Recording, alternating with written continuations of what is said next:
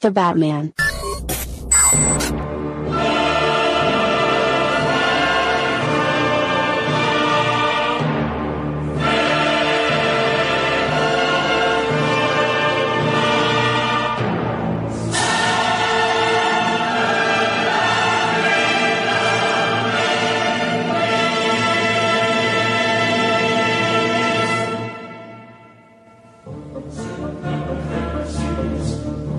Golden Stallion doesn't even wear underwear.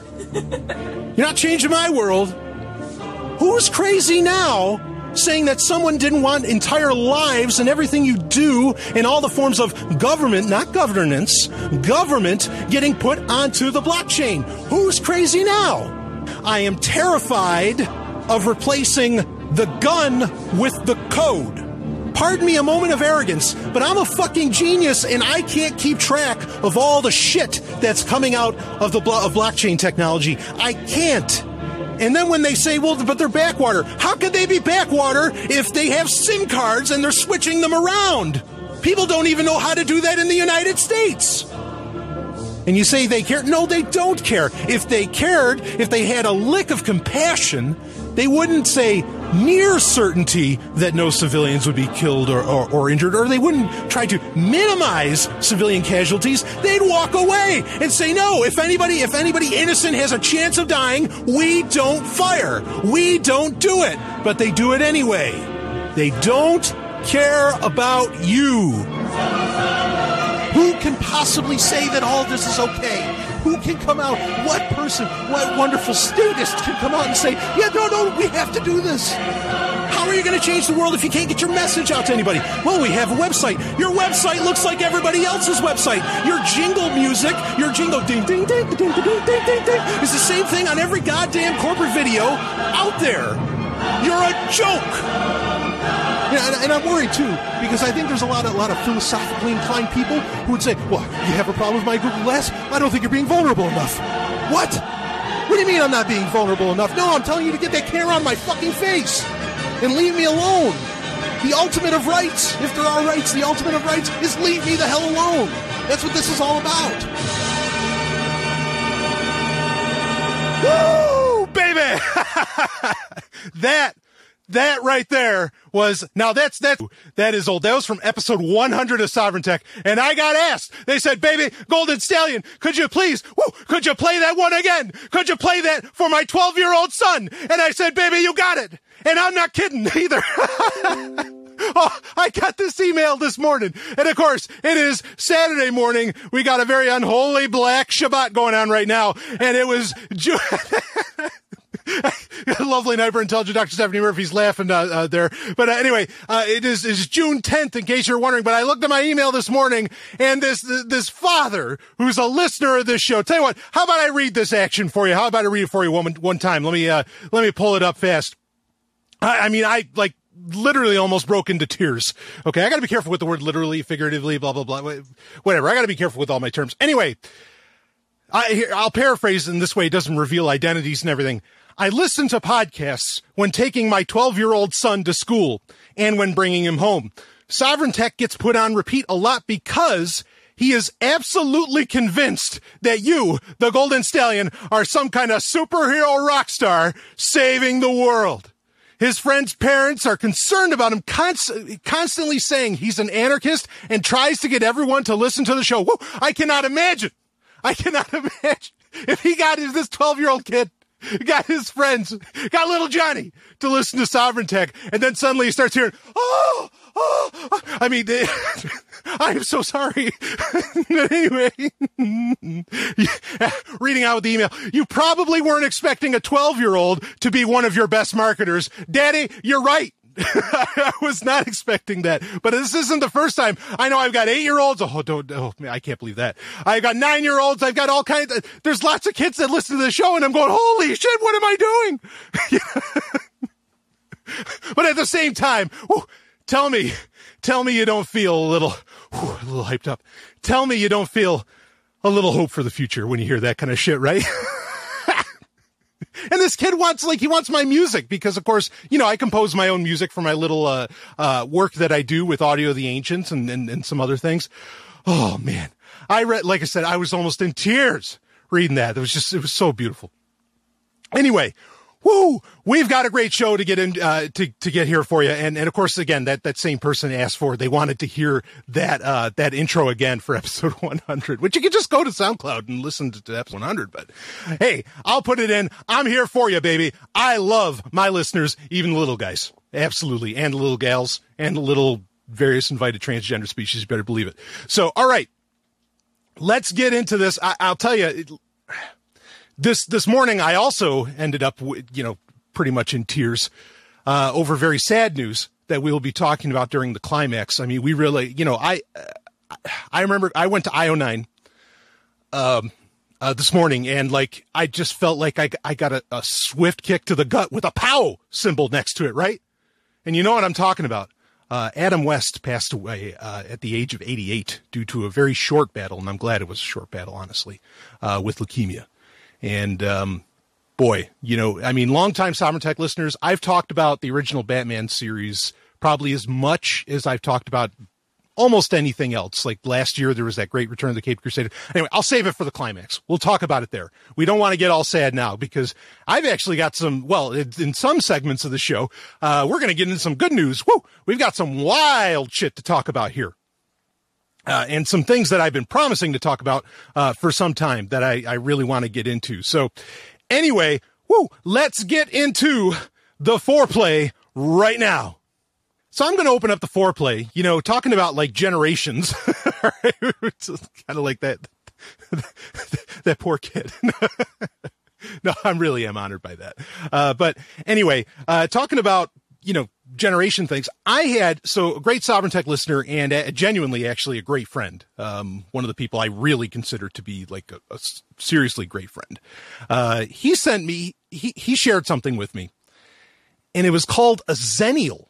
Xennial. And I just want to share this with you. It's not exactly tech, kind of science. I mean, whatever, but this explains a lot. And actually, I think it has a lot to do. I think it's very relevant, to tech in general and to a point that I've made many a time. So what is a Xennial? A Xennial is, I'll read it here, a microgeneration born during the cusp years of Gen Xers, Generation X, and millennials. For example, between 1977 and 1983. Now, here's the amazing part. I'm reading right from this. Or when the original Star Wars trilogy was released. Can you believe that? Like literally, they're basing this entire concept of a generation on the time frame within which Star Wars was like the biggest thing happening on the planet, which I find to be remarkable. Because, of course, Sovereign Tech listeners know I'm a huge fucking Star Wars fan. In fact, we did a great Star Wars update on Patreon. And boy, if you're not checking out, well, I'll mention the sponsor later, but if you're not checking out our sponsor, Resist the Empire podcast, to get that Star Wars and Liberty all wrapped up in, one nice little love burrito, you got to check that out. But anyway, so from 77 to 83, I was born in 81. The friend that shared this with me was also born within this time frame. I think he's a little older. But anyway, Xennials experienced an analog, this is reading on with it, Xennials experienced an analog childhood and a digital adulthood. That's a key point. One more. Possess both Gen X cynicism and millennial optimism and drive. And like my friend shared it with me and he's like, it's you. And I was like, yeah, it's me. Holy shit. And then he said, it's us. And I'm like, yeah, it's you too. This was such a huge realization. In fact, I mean, we've talked about this. I know, the lovely and hyper intelligent Dr. Stephanie Murphy and I, we talked about this on Sex and Science Hour at one point, where they have broken down pretty much, you have, cause millennials, there's a problem, right? Is that millennials, not that it's not too broad of a generation spectrum, because it's no different than baby boomers or Gen Xers or anything like that, but that there seems to be two types of millennials. There's the millennials that had a bit of time where the internet didn't exist, and then there's the millennials that, grew up with the internet in full force and everything. Now, the original millennial cutoff is 1981. So like technically I was a millennial, or I am a millennial, depending on if anyone wants to accept the definition of Xennial, right? So, but I think that this is such an important, I don't know if it's just Xennials and the dates aren't exactly, set in stone or anything like they kind of are with, with millennials and Gen Xers and everything. But I've said this before, the people that are going to save the world, maybe make that little kid's dream come true. The people that are going to save the world are the people that grew up without the internet and then experience the internet and were able to like learn it and interact with it as it was being developed. Like the people that really understand kind of the original way that the internet was, etc. But like the people that the half and halfers, okay, they're the ones that, because they know what the world was like, what it is, but also I think with that unique perspective, what it really can be like. And it's not knocking anybody. I just think that is such an important perspective, I mean, people talk about this with generations all the time, generations that experienced World War I, they have a very unique perspective. Same with World War II, same with all kinds of eras where people probably had very unique perspectives. So I think this concept of the Zennial, I imagine a lot of Sovryn Tech listeners are in that generation. You're a Zennial just like me, which is probably why you dig the show, because you better believe I've got a ton of Gen X angst. I mean, if that doesn't put itself on fucking display every episode, I don't know what I'm doing. I mean, I guess I'm listening to myself wrong, or I'm not hearing what I'm actually saying. But I do, at the same time, that millennial optimism and drive, even though everybody, I think, thinks that millennials are depressed or something, which there are many that are, and I completely understand why. But yeah, I absolutely have optimism.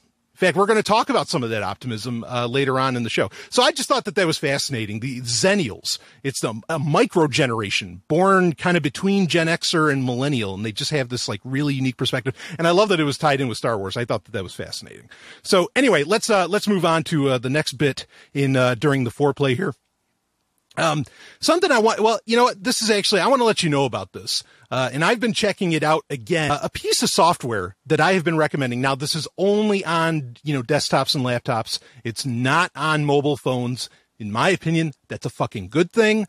But anyway, it's called RetroShare, RetroShare. Okay. RetroShare. I'll put a link in the show notes for it. This is such an impressive piece of software. If you've never heard me talk about it, I really should make it just a tool of the week at some point. Again, it already has been, and I've talked about it many times. But for the Sovryn Tech patrons on Patreon, and if you're not a patron yet, just go to sovryntech.com. You can become a patron. All you got to do is at least $1 a month. Many people do a whole hell of a lot more than that, and I'm honored by that. But at least $1 a month, you get access to hundreds of hours of exclusive content, new content every week, tons of perks. One of the perks is we do have an actual Sovryn Tech patron. I didn't set this up, because I don't, especially right now, I don't have the time. But an actual Sovryn Tech patron set up a RetroShare. Because RetroShare is like this internet alternative software, or World Wide Web. It's more than World Wide Web because it replaces SMTP. It can replace IRC. It's just this one piece of software that you put on your computer, and you open it up and it can do everything. It can send emails. It's all encrypted. It can do emails. It can do IRC. It can do, effectively torrenting because it does have distributed hash tables. It can do all kinds of wild shit. File sharing. I mean, huge files. You can do VoIP calling. You can effectively do Skype with it. It can really do everything. It's such an impressive little piece of software. I've been talking about it since Sovryn Tech started. But nobody ever really got on board with it. But I know I have a lot of new listeners now. So anyway, we have a Patreon RetroShare set up, to where you can get access to it. You get the public key, you put it in. I mean, it's not everybody. Well, I know some basic users, I think that have gotten hooked up with it. So it's gotten a lot easier. It's like a version 0.6. It's still very actively developed. And what you can get on there is all the things that I talk about on this show, like Babylon 5 or some music or whatever, like all the different stuff that maybe you want to get your hands on to download or something. You can get access to it through that. Consider it like a lending library. I'm going to describe it like that. Wink, wink. Got me? Okay. So moving on. And I'm not going to say where any of this content happens to live either, but you can get access to it if you become a patron. But I just want people using RetroShare more, and so if you want a good excuse to get on it, become a patron and you can get access to our little RetroShare cabal, that is honestly just a lot of fun and just it's such great software. Everybody's always asking, well, where's the decentralized future? Where's all this stuff? I talked about it years ago. And it was RetroShare, and you can install it right now. The thing is, it's not on your mobile phone? Oh, I'm so sorry. Your mobile phone's a fucking block of sensors, Okay. Like if you're wanting to communicate, or if you wanted to do a whole ton of things, not just like say text somebody, because then obviously Signal's great. You don't want to use your mobile phone for that. Oh, we might get into that a little bit more later. Anyway. So I thought that, I was really glad that patron stepped up to the plate and, made that available, but do check out, become a patron and you get access, on RetroShare. It's, just a really, really slick stuff. So, okay. Now, obviously a huge deal that happened this week was, WWDC. Apple had their big event. There are things to talk about. Okay. It's not like a major event where anything that was said was some kind of grand vision for the future. Like at Google's events, there seems to be this grand vision for the future. At Microsoft's events, they're banking big on creativity and on creating kind of the AR, VR or MR, like Windows MR, mixed reality, situation. They're trying to put that together, to give people the tools to create this virtual future, blah, blah, blah. So there's things to talk about there. With Apple, I don't think there's that much to talk about. There were some plays, some things announced that lent itself to a very interesting, augmented reality play by Apple. But I'm still, kind of doing my analysis and research on that. So I'm not going to talk about that here. It does seem at least they have it in mind. We'll see what happens. But probably the most exciting thing that came out of that, and I mean it, like I saw this thing and I was like, whoa, what a nice fucking computer. I put Windows 10 on it right away, but what a nice looking machine. And that was, they announced the new iMac. In fact, it's the iMac Pro. So it's not just the iMac, but the iMac Pro. And this is literally a workstation class device. 27 inches, has a 5K display, just like the iMacs of previous years, have had the past couple of years. No touch.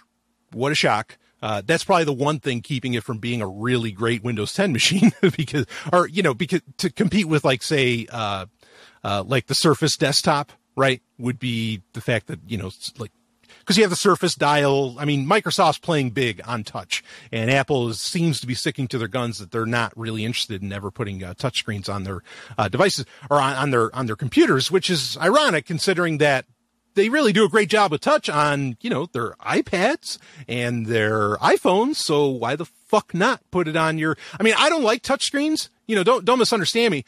I just recognize that kind of the direction that a lot of the I guess a lot of the software market or whatever, the app market and all this stuff is really looking at touch. And I just think it's kind of stupid, to not even make that available to creatives, to developers and whatever else. And I think that's why a lot of people are running over to Microsoft's Surface line because everything has a goddamn touchscreen on it. Even though I'm not the biggest fan, I don't really have anything against it.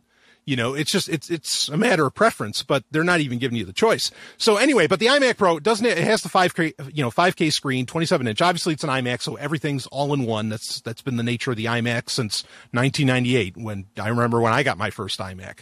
Up to an 18 core processor. Now this isn't Coffee Lake. This is a Xeon that they're putting in there, which is what makes it, workstation class.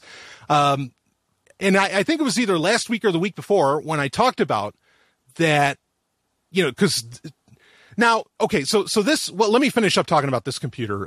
Then we'll get into Coffee Lake a little bit. But it offers anywhere between 32 gig to 128 gig of RAM. Woo! 1 terabyte or more of solid state, with a solid state drive, storage there. And it has the Radeon Pro Vega 56, with 8 gig of dedicated RAM. And then it has 4 Thunderbolt 3 ports. Holy shit. Now, they did update their MacBook Pros a little bit and their MacBook lines. They put Kaby Lake processors in them, whatever. Okay. Nothing really to write home about there. They didn't fix the dongle problem or anything on that. That iMac Pro, that, in my opinion, was the star of the show. Okay, there's still one other device that they announced that probably everybody's like, oh, this is the thing to talk about. No, I thought that fucking iMac Pro was the thing to talk about. I mean, it is a gorgeous computer, and that is a lot of fucking balls. That is a lot of power. I mean, it costs starting or I think fully maxed out, it's $5,000. I don't think it starts at $5,000. But maxed out $5,000 But I think that's a computer worth $5,000. I mean, for the, especially when you're getting that Apple quality, because, you know, whether you're an Apple fan or not, you know, I readily admit, in fact, speaking of iMacs, you know, my 98 iMac that I mentioned, that still works. That still runs. It still does things. So, you know, you're hashing out $5,000 for, you know, a gorgeous computer that could potentially last you forever. You know, I mean, so that's totally worth buying an Apple, even if you didn't want to run Mac OS on it. But I think the iMac Pro is the real winner here. It's kind of, I think all that power, it's not a waste. I mean, if you're into, you know, like CAD and all this different stuff, yeah, I get why you need that power. But I mean, this is a gaming rig just dying to be messed with, you know, especially with that 5K screen and, you know, the Radeon Pro Vega ready to run that, ready to run any game that you kind of throw at it. But then Mac has, I mean, yeah, you have Steam on there, but kind of Mac games on Steam are sort of an afterthought, and still Windows is the ultimate, you know, gaming platform, just straight up. Now you can, you know, you can run Boot Camp and you can put Windows 10 on it, but that's the thing. I'd put Windows 10 on this thing so fast, you know, it's just a shame it doesn't have the touchscreen. But anyway, yeah, so this is obviously the purpose of this getting released. We talked about it, I think it was last week, how, you know, 2 months ago, Apple said, well, yeah, we're going to come out with a new Mac Pro, you know, our new desktop. Right now it looks like the trash can, right? But it's going to take 15 months. Obviously, this is an in-between thing for the, you know, people that need a workhorse. And this is pretty good. I'll give them credit. This is pretty good. I'm going to guess that in, you know, now it's going to be 13 months, I guess, 14 or 13 months when there's finally a Mac Pro. I'm going to guess that that's going to have probably a Coffee Lake processor in it, because I can't imagine what it takes to cool that fucking Xeon running 18 cores inside of that little, you know, in that very thin, you know, iMac chassis. Oof. So, I mean, I don't know if they're pulling any throttling down stuff or what they have going on. But I'm just saying it's a gorgeous machine. Like, if somebody asked me, you know, what's a great computer to buy? I've got $5,000 to burn. I would buy this one in a heartbeat. I mean, I don't know I don't think Mac OS really could take advantage of all the power that it has. Windows 10 could. And if it's a Linux machine, I don't think it needs that much power. So, you know, I don't know if I'd get it if I was just going to run Linux or something. But anyway, yeah, kudos to Apple for really putting together a beautiful piece of hardware. Now, speaking of what else they released, this is well, they did announce, of course, a new version of Mac OS, High Sierra. Puff, puff, pass. They even during the keynotes and everything, they were cracking jokes about smoking weed, about lighting up. They knew what they were doing. High Sierra. Oh, jeez. Anyway, the other thing is the Apple HomePod. Of course, this is a direct competitor, to, even though they're trying, I think, to differentiate it, but a direct competitor to what Amazon's doing with the Echo, to, what Harman Kardon is doing with Cortana and Microsoft, and, you know, to the Google Home, right? And they're trying to differentiate it and concentrate it on being an Apple Music interface or device. And it, you know, the thing is, everybody's this is so funny. Everybody's talking about, okay, you read all the reports about the Apple Home. The sound is amazing. In fact, I think one quote was, you know, the Apple HomePod sounds like an orchestra and the Amazon Echo sounds like you're listening to AM radio. That's the way they're comparing the speakers. Yes, the Amazon Echo does not have the greatest speaker on planet Earth. This is true. And believe me, I don't support any of these things. Like, I don't give a shit about any of them. You know, it's all IoT, and IoT is the death knell of any technological developing that we've done and any interconnectivity that we've done. If you don't believe me, October 21st, 2016. That's all I got to say. So, you know, the day the internet died. But the HomePod, I mean, here's the thing. Like, okay, nobody owns one of these. Nobody's actually put it in their house. So it sounds, let's be clear on this. The Apple HomePod, the speaker sounds really great in perfect conditions that Apple has set up at WWDC with the perfect music, the perfect audio that they all pre-selected, blah, blah, blah. I mean, like, it's perfect conditions. Of course it's going to fucking sound great. I can think of acoustic setups where the Amazon Echo could sound like, you know, like a Bose Wave system or something. So that's kind of bullshit. Okay. That the Apple HomePod, oh, the speaker. Oh, they're full of it. It's absolutely perfect conditions that you're dealing in there. Now, is this device going to have more Siri kind of going for it in the future? This is a huge conversation to be had. Because one of the things they said, yeah, you're going to interact with Siri with it. And one of the things that Apple tried to address with the HomePod is privacy. This is something that Apple has very much as an entire company has been hanging their hat on for some time, especially since the FBI case, saying we don't sell off your data to advertisers. I don't believe that, but whatever, that's their claim. And do they need to? No, that part's true. They don't need to make money as a company. All they need to do is sell you the hardware because they sell it at a premium and they make premium devices, like I said. But that's all they need to do. That's why they don't have to charge for the OS really anymore or anything like that. I mean, it's okay. You don't have to sell off to advertisers. I'm just saying I don't believe that they don't. But regardless, so they're big on privacy. And they said, one of the concerns was, when is the Apple HomePod listening? Because that's what everybody freaks out, rightfully so, or not everybody. I wish everybody did. What I freak out about with these, assistants in a can, like the Amazon Echo or Google Home, how often are they listening, right? And with Amazon, you have some admission to how often it does that it's listening, at various points. I mean, because by its nature, it has to be listening all the time because it has to be listening for the wake word, right? Be it Siri or, the wake word for the Echo, or for Google Home and so on. So what happens with all of that data that gets collected? Now, Apple made it a point to say, we're only going to collect Siri data, or we're only going to collect, voice data from, the HomePod for 6 months. After 6 months, it gets deleted, or not that they're going to collect it for 6 months, but they'll hold what they collect for 6 months and then it automatically gets deleted. Now there's an inherent problem with this that people aren't really talking about. And that is that you're really setting up the Apple HomePod for failure. Okay. And there's two arguments to make about this that I think are very interesting. Now, do I agree with the idea of Apple not holding on to my data if I had a HomePod or whatever Apple device I had? Well, fuck yes, of course. No, I don't want you to have my data. Okay. But here's the inherent problem. And then there's another argument. Okay. Here's the inherent problem with this is that Cortana, Google Home, and the Amazon Echo do not follow that rule. Because they don't follow that rule, they will have years worth of data down the line as to where, again, Apple's going to delete everything every 6 months.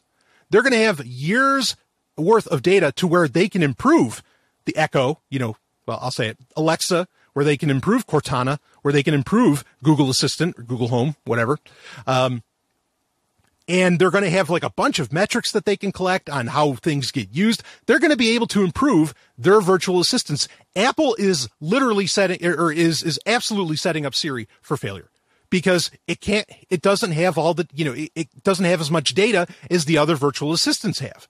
Now, two things, or a couple other things. So potentially Apple's lying. And they're going to collect it anyway, and they're going to keep it anyway. And there's really no way to know if they really delete it or not. I mean, that's true for tech companies across the board. That's not just Apple. Okay. But you don't know if they're going to get rid of this, get rid of that data.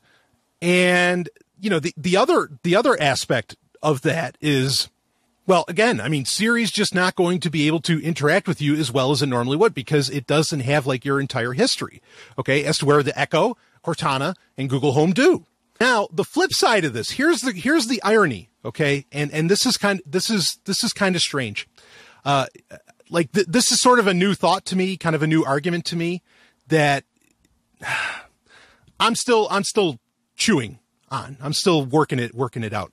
And the argument goes like this, is that, yeah, one could kind of make the case that Apple really does give a shit about privacy. And that's why you find a lot of big executives and, people that you would think would have a lot, would really need to take, I think everybody needs to take security seriously, but we're talking about people of degree of merit and whatever that really need to take security seriously, really need to, be concerned about privacy, et cetera, whatever, high powered individuals, whatever you want to call them. Okay. I think that there's a reason that they go with that. It's not just status symbol. It's they have they have security teams that are telling them, no, you should be using Apple products because they actually give a shit and they do security pretty well, which we talked about this recently. I mean, even with, what was the leaks, from WikiLeaks, the Vault 7, Apple was the one that, they weren't perfect, but they were the closest one to smelling like a rose coming out of that whole situation. So yeah, Apple's really good at security. That's, no, on that. But here's the funny thing is that because Siri, by the very nature of the fact that they don't keep data, is going to be an inferior product, you're pushing, potential HomePod buyers into the ecosystems of Echo, Cortana, and Google Home. And by pushing them there, you're actually, this is kind of how the argument goes. You're actually making the world less private, which would seem antithetical, right? Because wait a minute. No, it's better if Apple doesn't keep the data, right? Isn't it better if people aren't keeping the data? Then of course it's more private because the data is not out there. Not actually, because what it comes down to is the question is, who do you trust most with your privacy? What company do you trust most with your privacy? Do you trust Amazon? I wouldn't. Do you trust Microsoft? I mean, they're doing pretty good against the DOJ, admittedly, but do you trust Google? Well, fuck no. I don't trust Google with shit. Do you trust Apple? Like, which of those companies do you trust the most with that? And if somebody said to me out of those four, like if this were the choice, and you could say maybe it's like a false dichotomy or something, but, or a false choice, but, out of those companies, which one would you trust the most? If somebody said Apple, I'd be like, okay, yeah, I understand why you say that. Like, I don't really blame you, for thinking that way. But what company out of those same four is actually going to give you the best virtual assistant experience? It's not going to be Apple, just by the nature of the fact that they're deleting your data every 6 months. And the other three companies will keep it willy-nilly, always available, ready to serve you. Do you get my point? So pushing people away from Apple is almost making the argument could go is that pushing people away from Apple's ecosystem, like with the HomePod that doesn't keep your data, is actually making the world overall less private because it's going to companies that aren't as good as securing your privacy. You see? So that's an interesting argument. I'm still kind of chewing on that. I'm still thinking about that. I get it. I understand the point. Really, the ultimate option is don't fucking buy these fucking tin cans, virtual assistants. Just don't get any of them. Don't buy into Harman Kardon shit with Cortana. Don't buy the Google Home. Don't buy the Echo. Don't buy the HomePod. Don't get any of them. And just keep those, that little can of microphones away from you, as much as you can. So, yeah, but it's stuff to think about. So Apple could really be hurting themselves with the fact that they're not keeping data. And, roundabout, if everybody kind of gets on board with these, these little virtual assistants, or assistants in a can, maybe that's what I should start calling them. Yeah, we got a problem. So anyway, I want to move on from that. So the HomePod, it's definitely the way they were marketing it was towards Apple Music, which is a smart move on their part because, Apple and music, they're synonymous. It is the direction to look at that. Next thing, this was actually sent in from a great listener. And I thought that this was very interesting because it proves something that I said was going to happen. Now there's some speculation as to what exactly this is, but there was kind of an announcement, some papers, some memos going around about what's called an advanced Windows 10 Pro. It's like Windows 10 Pro for Enterprise. I think that's the full name of it.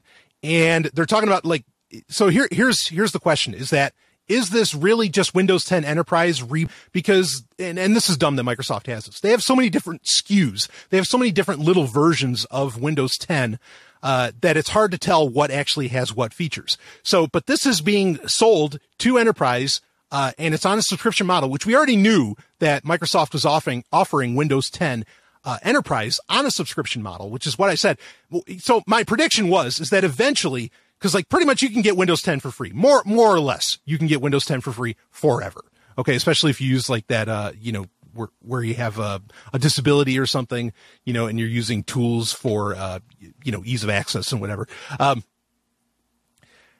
But, I said it's like sooner or later, Microsoft's going to be releasing features to where you are going to end up paying for a version of Windows 10 that only has those features. It's going to be a subscription model and you'll pay out for that. But then everybody else that's on kind of the free version of Windows will have effectively an inferior product. This is really pointing in that direction. This advanced version of Windows 10. So yeah, I called it. There it is. and I don't have to say that. I'm not boasting. The listener that shared it with me said, whoa, you were right. So there, I'm just quoting him. And really, really, some people are saying that this is just or Windows 10 Enterprise, kind of rebranded, that it's really not an advanced or like a pro version or something. But other people are saying, no, this is going to have very unique features that are only available to it. And so, yeah, and will this eventually get into the consumer space to where there's unique features that if you pay a subscription fee for your operating system, which I think is fucking mind-boggling and ridiculous, could that happen down the line? Yeah, I think that's going to happen down the line. I've been predicting that for years now. Really ever since Windows 10 was announced and kind of the business model that they were planning for Windows 10 was announced. I was thinking about that. Yeah. So Windows 10 Pro for workstation PCs. That's what it's called. But again, some people are saying it's just Windows 10 Enterprise. We'll see when it's more out there if there's any actual features added on, but it's definitely looking like exactly what I predicted to where, yep, there's going to be an advanced version of Windows 10 that you are going to have to pay a subscription fee for. Right on. So anyway, thank you for sending that in, making me aware of it. Some of these things, feel free to still send me stories, even though I mainly save a lot of the listener interaction for Patreon. Sometimes I miss shit. We've got another story that was sent in by a great listener, actually by a great friend as well, that I'm going to be getting into. So, feel free to send me stories and maybe I will get to them.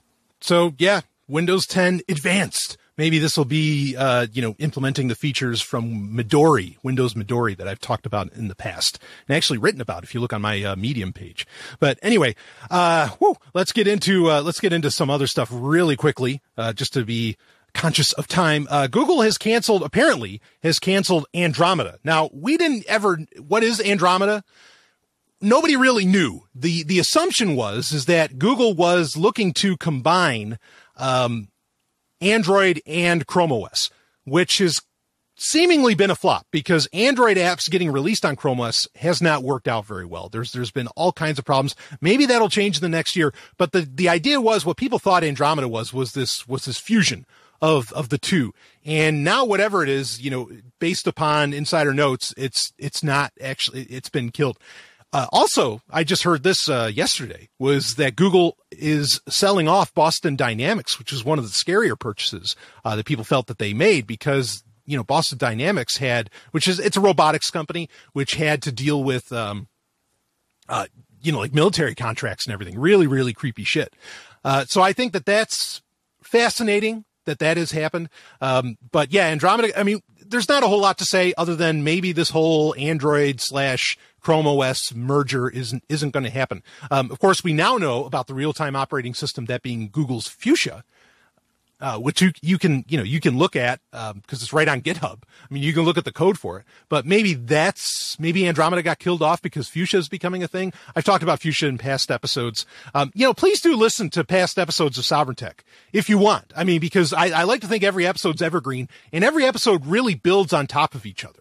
Not to say new listeners can't just jump on board and roll with it, but if you want to confirm what I'm actually saying, and if you want to confirm my predictions, like with, that advanced version of Windows 10 that you have to pay for, or pay a subscription for, you can be the Bereans and check on me. Okay. I'm an atheist, but my Christian listeners would know a thing or two about the Bereans, I'm sure. So anyway, Andromeda gone. The other, personally, what I think, I don't know that it's necessarily Fuchsia because we don't know what Fuchsia is going to be about, but I think Google is really going, I think I talked about this on a Patreon episode where Google, they said it at Google I/O and they said it previously that they're not a search first company. They're an AI first company now. And they're really going for zero UI. So coming out with a new operating system with a new, GUI and everything, why? That's a waste of company resources if you're just trying to have everything go into quote unquote artificial intelligence. I have problems with that term, but you can listen to past episodes. Well, we're going to get into talking about AI here in a minute.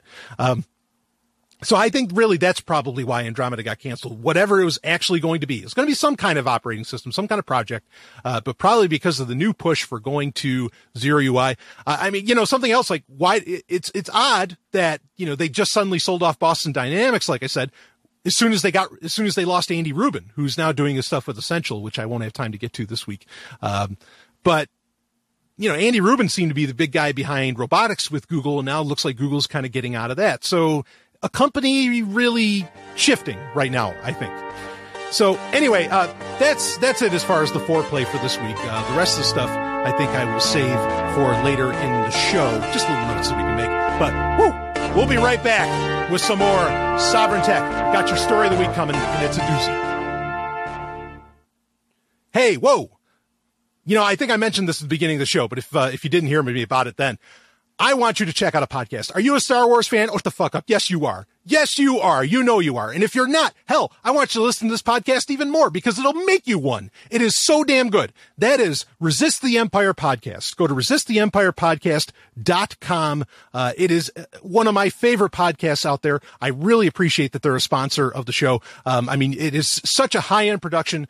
Such great stuff talked about. It's one of the best. I listen to a lot of Star Wars podcasts. A lot of them are pissing me off. I'll tell you one that does not. That is resisttheempirepodcast.com. These guys are delivering every single episode. They have a lot of fun. They do a lot of unique things with the show. Like they do very unique character analysis, kind of political character analysis with it. They do one per episode. It's genius. All kinds of cool stuff. And you get all your latest news. You get reviews of, books, comics, shows, all everything you could want. If you love Star Wars, and you get that liberty-oriented perspective, okay, which is really rare in Star Wars, go for it. ResistTheEmpirePodcast.com. We thank them for sponsoring Sovryn Tech.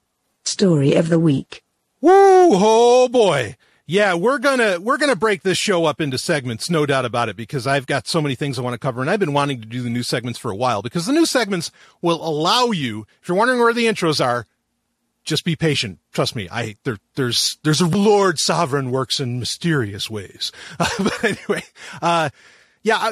with the segments, I feel like it'll give me the opportunity, or with more segments, there's going to be a lot of segments in this episode. It'll give me the opportunity to give you things to walk away from the show with more, instead of just thoughts or things to be, terrified about or whatever. Even though this might be what I'm about to tell you about for the story of the week might be the ultimate in terror. Or according to at least some people think that way, but there's a lot of theories that you have to buy into for this to become a terrifying prospect to you. And what I'm talking about is, Roko's basilisk, or Roko's, maybe it's Roko's, but I've always called it Roko's basilisk. And this is a concept from 2010. So, and it was on there's a maybe not so well known, but very popular, forum called Less Wrong. Okay. Think of it as like a 4chan for people that are like really, really technical, analytical, a lot of technofuturists, and all of that. I've certainly spent some time on it. It's a hell of a place. You definitely get some pretty wild ideas, there. But its primary concentration, is on futurism. There's a lot of people on there that are really big on, the singularity, on artificial intelligence becoming a thing. Part of the reason I don't really frequent it much, any longer is that I don't really buy into a lot of what they have to say. But anyway, Less Wrong. Yeah. Kind of a famous thing. A lot of big names hang out on there though. Absolutely. It's pretty much a think tank. There's entire institutes really tied to it. In fact, the guy that created, Less Wrong, Eliezer Yudkowsky he runs the Machine Intelligence Research Institute, which lots of people have, certainly been, boosters of that, including Peter Thiel, Ray Kurzweil. Yudkowsky's, a big deal, especially when it comes to a lot of the, academic discussions really around AI. If you've never heard his name, well, remember it because it's a big one out there. So anyway, I'm going to read a little bit from an article that talks about, Roko's basilisk. And well, because there's a lot of theories that we got to break down, and there's a lot of stuff that we want to get into, but this is the concern that, like, in AI, in putting it basically, This is the concern that there's an AI already in the future that is actually controlling you right now to kind of bring it into existence. It's sort of like Skynet, but it's Skynet on an omniscient level, not where it's just Skynet sending back a Terminator. It's where Skynet is, like punishing you in the future and like potentially even killing you, then resurrect. I mean, like this is really fucked up. Why don't we let's start reading it. Okay. Okay. So here we go. One day, less wrong user Roko, or maybe it's Roko, postulated a thought experiment. What if in the future, a somewhat malevolent AI were to come about and punish those who did not do its bidding? What if there were a way, and I'll explain how, for this AI to punish people today who are not helping it come into existence later? In that case, weren't the readers of Less Wrong right than being given the choice of either helping that weren't the readers of Less Wrong right then being given the choice of either helping that evil AI come into existence or being condemned to suffer? You may be a bit confused, but the founder of Less Wrong, that being Yudkowsky, was not. He reacted with horror. Now, Stallion breaking in, understand, like a lot of people on Less Wrong, again, and these are a lot of brains, brainy folk, they really believe this. Okay. In fact, I mean, the story, we'll talk about it a bit, but it was banned to be even talked about. You didn't talk about Rocco's Basilisk at all on Less Wrong. You just, every post would get deleted that brought it up. I think the ban got lifted in 2015, finally, which there's an interesting concept around that because, this idea of this future evil AI that's affecting the past. Again, that's the basics of it. It's interesting that in 2015, the ban gets lifted because 2015 is really when like stories about machine learning and a lot of the books, kind of like Nick Bostrom's and some other stuff really start, more popular stuff about AI started hitting stride. So there might be some kind of, connection there, but well, anyway, let me read on. So this is Yudkowsky's response to the concept that there is this future AI that is affecting the past and is punishing anybody that isn't working towards bringing that AI into fruition in the future, to guarantee its existence. Kind of a Terminator scenario, but a little different. Anyway, let me read Yudkowsky's reaction. Listen to me, and this is his reaction to Rocco. Listen to me very closely, you idiot. You do not think in sufficient detail about superintelligences considering whether or not to blackmail you. That is the only possible thing which gives them a motive to follow through on the blackmail. You have to be really clever to come up with a genuinely dangerous thought. I am disheartened that people can be clever enough to do that and not clever enough to do the obvious thing and keep their idiot mouths shut about it. Because it is much more important to sound intelligent when talking to your friends. This post was stupid. Yudkowsky said that Rocco had already given nightmares to several Less Wrong users and had brought them to the point of breakdown. Yudkowsky ended up deleting the thread completely, thus assuring that Rocco's Basilisk would become the stuff of legend. It was a thought experiment so dangerous that merely thinking about it was hazardous, not only to your mental health, but to your very fate. Now we're going to Stanley breaking in. If you're confused, we're going to get into some background here, okay, to understand what's going on. But believe me, people are really terrified about this. And I think people were, and maybe still do, have genuine nightmares about the whole situation. Because just thinking about it, just typing it out on the internet, do you get where this becomes a problem? Or, why Yudkowsky reacted so strongly? I'll give more background here in a second. But he reacted very strongly because just typing out the concept could have given this AI in the future, which would have had, which potentially has access to the entirety of the internet, saying, oh shit, I got to make sure that these people actually bring me into, this is the AI thinking. I need to make sure that people actually bring me into existence, because, what if they don't? And so it creates this blackmail situation. And that's why Yudkowsky was freaking out, because he's saying, look, you should have just kept your mouth shut. Don't type this shit on the internet. Don't go telling people about this, because the AI, especially if you have, your Apple HomePod nearby, the AI is going to hear you and it's going to have that data later on in the future. Maybe with the HomePod you wouldn't, because it would get deleted in 6 months, but supposedly. So anyway, let's get into some background. These are the thought experiments. This is kind of the game theory that freaks people the fuck out, but relax, because the Golden Stallion is going to tell you that, like, there's one one part of this that doesn't really gel, and debunks the whole thing. So, all right, let's do this. Some background is in order. The Less Wrong community is concerned with the future of humanity, and in particular, the singularity, the hypothesized future point at which computing power becomes so great that superhuman artificial intelligence becomes possible, as does the capability to simulate human minds, upload minds to computers, and more or less allow a computer to simulate life itself. The term was coined in 1958 in a conversation between mathematical geniuses Stanislaw Ulam and John von Neumann, where von Neumann said, quote, "The ever-accelerating progress of technology gives the appearance of approaching some essential singularity in the history of the race beyond which human affairs as we know them could not continue," end quote. Futurists like science fiction writer Werner Vinge, and engineer author Kurzweil popularized the term, and as with many interested in the singularity, they believe that exponential increases in computing power will cause the singularity to happen very soon, within the next 50 years or so. Kurzweil is chugging 150 vitamins a day to stay alive until the singularity, while Yudkowsky and Peter Thiel have enthused about cryonics, the perennial favorite of rich dudes who want to live forever. Quote, "If you don't sign up your kids for cryonics, then you are a lousy parent," end quote, Yudkowsky writes. Okay, there's so much to unpack even right there. So, one thing. Yeah, I agree. I'm in agreement with Yudkowsky. Cryonics is a very important field. It's definitely something I'm a huge supporter of, and something I think people need to take very seriously. I'm not going to say, you're a lousy parent if you don't get your kids, a sign up with, some kind of cryonic, company or whatever, and they are out there. But whatever, I think it's an important thing certainly to consider, something that definitely interests me, and that I'm totally on board with freezing myself, at that point. But again, I don't really plan on dying. So here's problem one, okay, is that there's the assumption based upon something from the 50s, and they're being very particular in what quotes they pull out here, like the quotes from von Neumann. The thing is von Neumann said a whole hell of a lot more than that, okay? Von Neumann made it very clear that they thought back in the 50s, understand, and in the 60s, they thought that within 7 to 10 years, and this is back in the days of Marvin Minsky. Well, I love Marvin Minsky. He's died, unfortunately.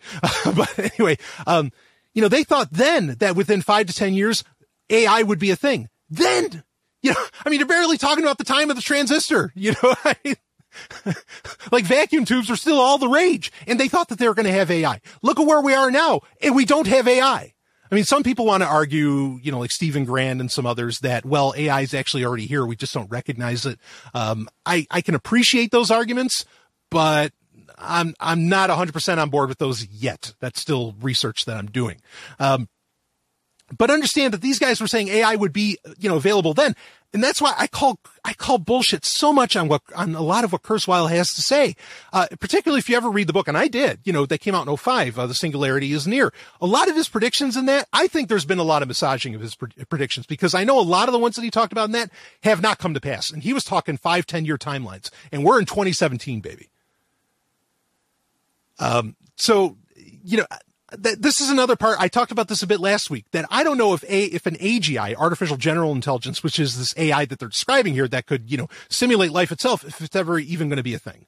Because, the scientists have been dead wrong for decades now. Since 58, they have been wrong on when it was going to finally, be a thing.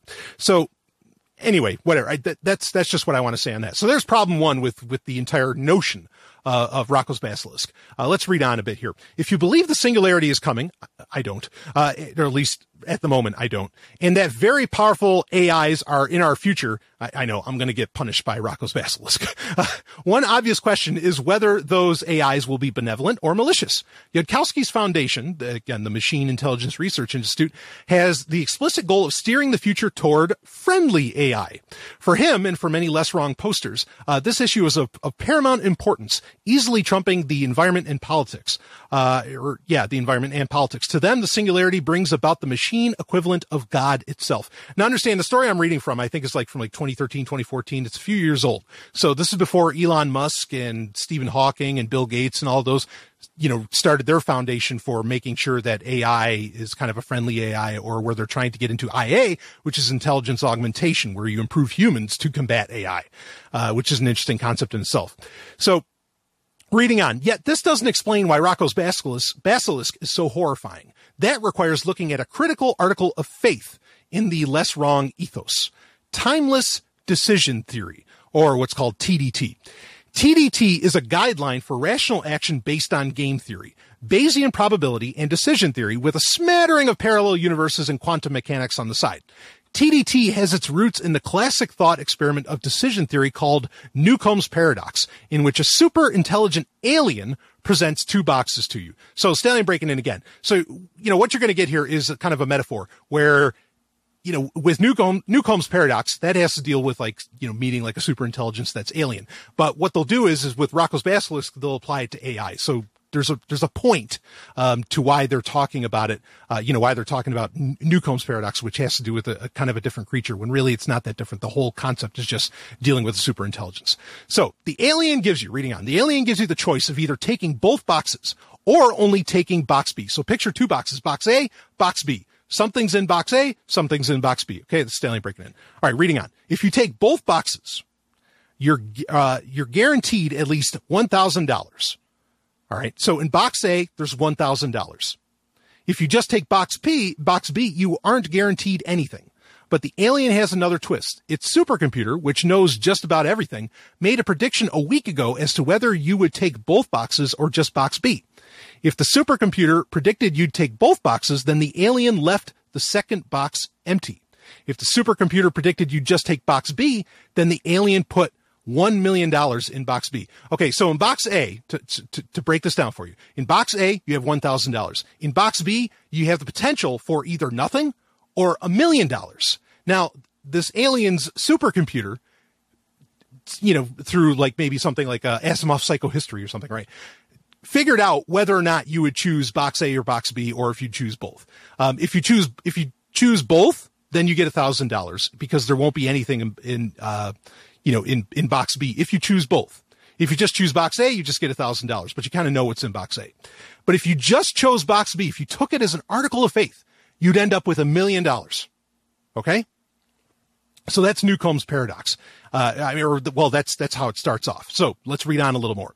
So what are you going to do? Remember, the supercomputer has always been right in the past.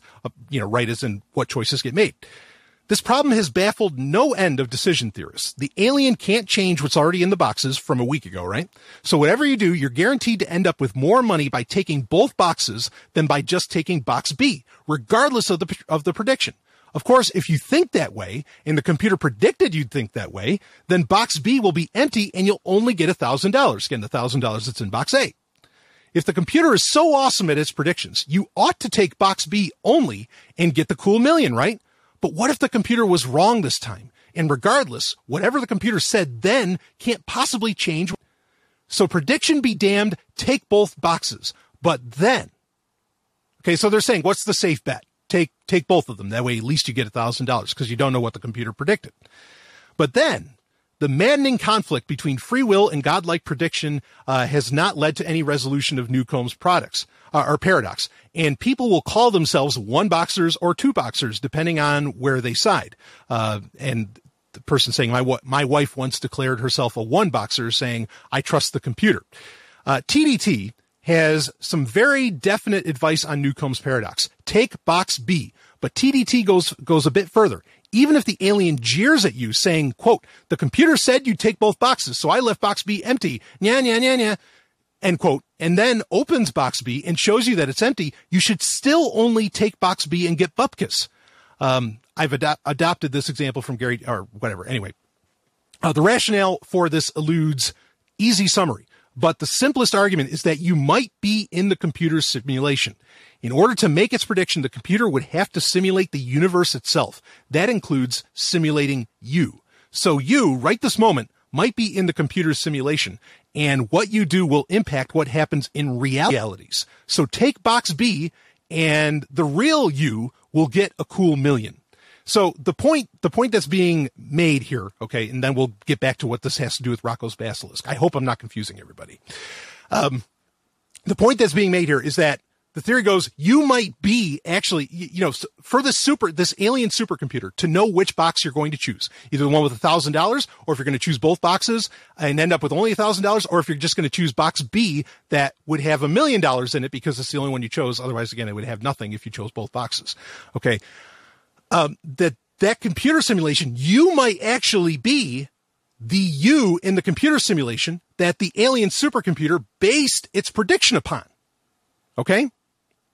So it's saying, go ahead and choose box B, because that way, at least, even if you end up with nothing, you just might be the one in the computer simulation, and the real you in the real world that the prediction is supposed to be applying to will end up with $1 million. And so, you help the real you out, and effectively you won whatever makes up you, but I mean, that's getting into, can you simulate the entire universe, blah, blah, blah. I mean, again, it's even with TDT, there's a lot of things that you're really assuming here. So, all right, what does this have to do with Rocko's Basilisk? Let's get into that. What does this all have to do with Rocko's Basilisk? Well, Rocko's Basilisk also has 2 boxes to offer you. Perhaps you right now are in a simulation being run by Rocko's Basilisk. Then perhaps Rocko's Basilisk is implicitly offering you a somewhat modified version of Newcomb's paradox, like this. So instead of box A with $1,000 and box B with either $1 million or nothing, depending upon your choice, box A has devote your life to helping create Rocko's Basilisk, help this AI come into fruition and become its servant. Or box B, which has either eternal torment, because you're not choosing to help out this future AI, or it has nothing if you chose both boxes, right? Just like you did with the 1,000 and the 1,000,000. So Rocko's Basilisk has told you that if you just take box B, then it's got eternal torment in it, because Rocko's Basilisk would really you rather take box A and box B. In that case, you'd best make sure you're devoting your life to helping create Rocko's Basilisk, because should Rocko's Basilisk come to pass, or worse, if it's already come to pass and is God effectively, again, we're talking about an AI here, of this particular instance of reality, and it sees that you chose not to help it out, you're screwed. You may be wondering why this is such a big deal for the less wrong people, given the apparently far-fetched nature of the thought experiment. It's not that Rocko's Basilisk will necessarily materialize or is even likely to. It's more that if you've committed yourself to timeless decision theory, okay, that's TDT, then thinking about this sort of trade literally makes it more likely to happen. After all, if Rocko's Basilisk were to see this sort of blackmail gets you to help it come into existence, then it would, as a rational actor, blackmail you. The problem isn't with the basilisk itself, but with you. Yudkowsky doesn't censor every mention of Rocko's Basilisk because he believes it exists or will exist, but because he believes that the idea of the basilisk and the ideas behind it is dangerous. Now, Rocko's Basilisk is only dangerous if you believe all of the above preconditions and commit to making the 2-box deal with the basilisk. But at least some of the less wrong members do believe all of the above, which makes Rocko's Basilisk quite literally forbidden knowledge. So anyway, I could stop there. There's more kind of in the article, but then it just gets into the guy's personal opinion. So here's the problem. All right, there's 2 clinch pins. Would that be the right word to use? There's 2 clinch pins here, 2 things kind of holding it together. All right, one is that there's even going to, like that an AI, an AGI, this future AI that could even affect the past, something like a Skynet is even possible. I would argue right now, I don't think so. Okay. So there you go. I guess I chose box B. I chose Eternal Torment and Rocko's Basilisk. I don't feel tormented. In fact, quite the opposite. Woo! So anyway, I mean, it kind of reminds me, like when you think about it that way, like, okay, so if there's this AI in the future that's affecting you in the past, and, you're constantly getting screwed in the past, or constantly, negative affectations happening to you. I mean, it's sort of like, well, if there's a God who'll swallow me whole right now because I spoke out against him, and it never happens, right? So I kind of feel like that almost puts the kibosh on the notion anyway. I mean, unless your life is supposed to be that much greater. But anyway, this is, people into decision theory, game theory and all that. I mean, this is the stuff that they're gaming all the time, that they're thinking about all the time. But then the second part is accepting this notion of TDT. Okay. Of, timeless decision theory. And the best way that I can really explain TDT is it's kind of like the notion that, there's an old saying, if a man thinks he's going to die in 24 hours, he'll probably make it happen. That's TDT. Okay. I mean, that's in basic, you know, in a nutshell, saying that if you're thinking that it's going to end up becoming a thing, just thinking it starts to make it come into fruition. It's not the law of attraction or like making something out of nothing. It's your intentionality that is, you know, kind of bringing it on. Like in the case of the guy who thinks he's going to die in 24 hours, maybe he's going to be a lot less, he's going to be so nervous, he'll cross the street when he shouldn't, and he'll end up getting, you know, hit by a car because he's so scared to death that he's going to die in 24 hours. When if he didn't know that he was going to die in 24 hours, maybe he never would have died. He wouldn't have been nervous and wouldn't have run out in front of traffic. You see what I'm saying? So, TDT, I don't buy that. Like, I don't think humans operate that way. And a very simple, you know, way of going about, you know, I think disproving TDT would be social media, would be Facebook. People just don't remember at all. Okay. And in fact, now that there is kind of a memory bank of sorts that you can access with Facebook, like say where, you know, it says, 1 year ago, like remember each day it gives you memories. 1 year ago, you thought about this. How many of you, I mean, just do this to yourself, you know, go to facebook.com/onthisday if you're on Facebook. And if you are, I'm sorry, but I'm sorry for myself. You know, and you'll see, and like, you probably made some kind of resolution or something like this, and it just none of it happened. Like you'll probably look at it and go, oh yeah, well, I totally forgot about that. I never took action upon that. I mean, I can see this all the time where there's thoughts that I had that are relevant to things that I should be talking about or that I'd be talking about now that I just absolutely do not cross my mind in any way, shape, or form, and they'd be so helpful if I did remember them. So that's the thing. Timeless decision theory is really bullshit because human memory doesn't, you know, even unconsciously doesn't really work that way with so many concepts that you think about. You know, and I could give a million examples as to why this is. But yeah, so Roko's basilisk, the whole notion here, I mean, like it sounds really scary, right? And there's certainly a lot of people who really do buy into it, but understand that these people that buy into it, they're accepting a lot of initial premises. They're accepting TDT. They're accepting that the singularity is inevitable, which how can anybody make that claim? I mean, especially with the evidence presented. How many, if you're basing the inevitability based upon what other scientists have said, you know, and what they've worked on, well, it's not here. You know, arguably, I mean, there's arguments that it's close. Then there's arguments that it's not at all.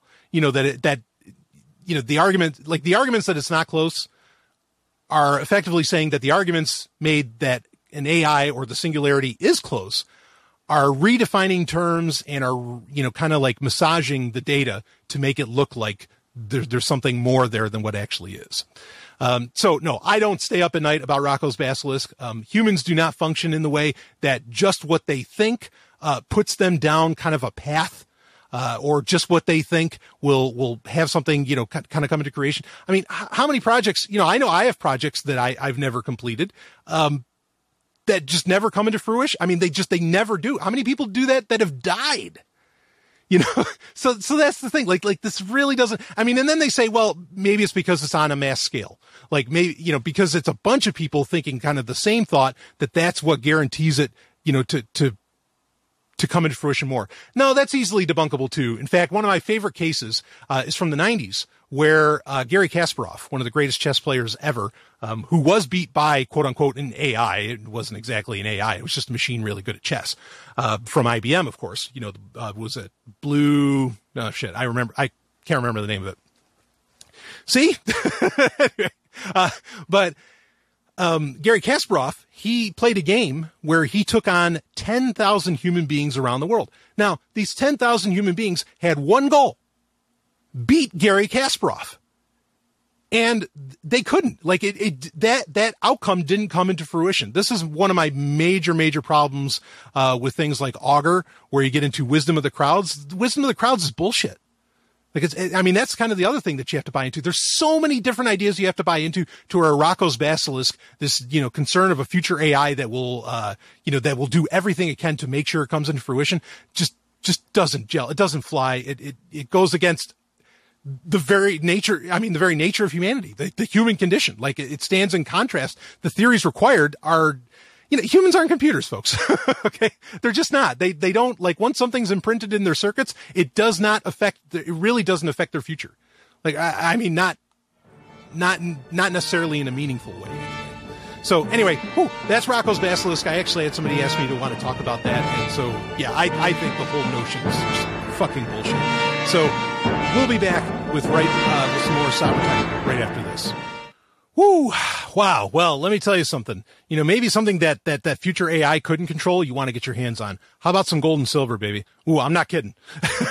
Go to Roberts & Roberts Brokerage. Get your hands on some precious metals, gold, silver, platinum, palladium, all of it. Hell, maybe the robot needs that or maybe the AI needs that to build itself. And if it's in your hands, it can't get it. Woo! So get your hands on that. You can use Bitcoin. They are a cryptocurrency preferred business. They want your Bitcoin. They know it's real money. Jump on it. Diversify your wealth. Get your hands on some of that cold storage, especially with Bitcoin's price being so nice. Go for rrbi.co. Let them know the Golden Stallion sent you, and we appreciate Roberts & Roberts Brokerage sponsoring Sovryn Tech. Let's get back to the show. Game talk. Woo! Time for some game talk. Boy, after that, I hope that wasn't depressing. I mean, unless you buy into TDT and you buy into the singularity and everything, then I guess... I'm sorry, I just gave you some nightmares with old Rocko's Basilisk. But I like to think that I fairly well debunked it. Again, I mean, you got to buy into so many things for it to be so. So I'm going to end up skipping HackSec because it took us a lot longer to talk about Rocko's Basilisk than I expected. So let's get right into game talk. And there's a few things I want to discuss. Game talk, of course, is we talk video games because, as I've said in the past on the show, Game Talk is a returning feature to the show. It's a returning segment. I take segments away and I bring them back all the time. Like every 25 episodes, I like to change up the show. But like I've often said, I am, as far as how do I identify, I am a gamer first, a historian second, and I am a tech journalist third. So gaming is number one for me. So I always love getting to talk about it. A couple interesting things to bring up. If you were excited about the NES Classic, but you're wondering, hey, maybe could I get this for Genesis? Now, a bunch of these have kind of existed. There was like the Atari ones. There have been some lackluster ones. In fact, I talked about them on Sovryn Tech, that were claiming to be like Sega boxes, kind of like the NES Classic, where it's this, mini box that has classic, a selection of classic games on it, whatever. Particularly in the case of the NES Classic, and apparently there is going to be a Super Nintendo Classic. But anyway, but there has been an announcement for this summer. There's going to be a Sega Genesis called the Flashback. And they are really going to town on this. A lot of great games included for it. Phantasy Star, of course, Sonic the Hedgehog, Altered Beast. That's up to you if you consider that a great game. Mortal Kombat. I mean, there's 85 games, I think, in total are going to be on here. Virtua Fighter 2, absolute classic. But it will be coming out. It's going to be able to do 720p, which that's nice. And one of the problems with the NES Classic was that Nintendo, for some Satan-forsaken reason, they had really short cables on the controllers. This will actually come with two wireless controllers, 2.4 gigahertz wireless controllers. They won't be infrared. So that's interesting. The only problem there is I know some microwaves actually kill the 2.4 gigahertz band. So you might lose control if you're playing in the kitchen, which the lovely and hyper-intelligent Dr. Stephanie Murphy and I do. But actually this September, it'll be coming out. So something to keep your eyes on if you want that. But I mean, yeah, you're going to be able to play Genesis games in HD, and it's by @Games, but Sega is officially licensing it. So I think that's pretty slick. A little link in the show notes for that if you want to check it out. The other thing is I got an email, and I want to wrap this up fast. I got an email this week from Atari. I'm on their newsletter. I don't know how I ever ended up on it, but I know I did, for something called the Atari box, and they're being really mysterious about it, but I'm guessing it's in the similar vein to the NES Classic and probably the Sega Genesis Flashback.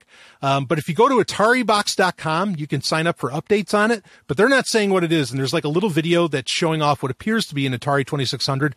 I'm guessing it's going to be something like that, where you could, you could put every Atari game, on honestly, you could almost put it on the entire thing on a 3.5 inch floppy. Atari games take up no space whatsoever.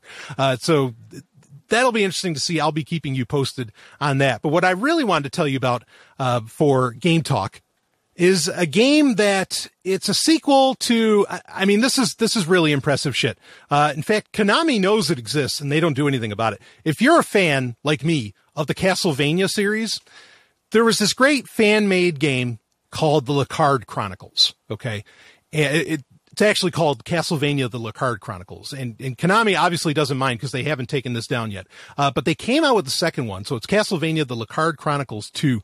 And this is a gorgeous, gorgeous Castlevania game. I mean, it has, relatively updated graphics, certainly in your Super Nintendo range, but a lot of more advanced features in it.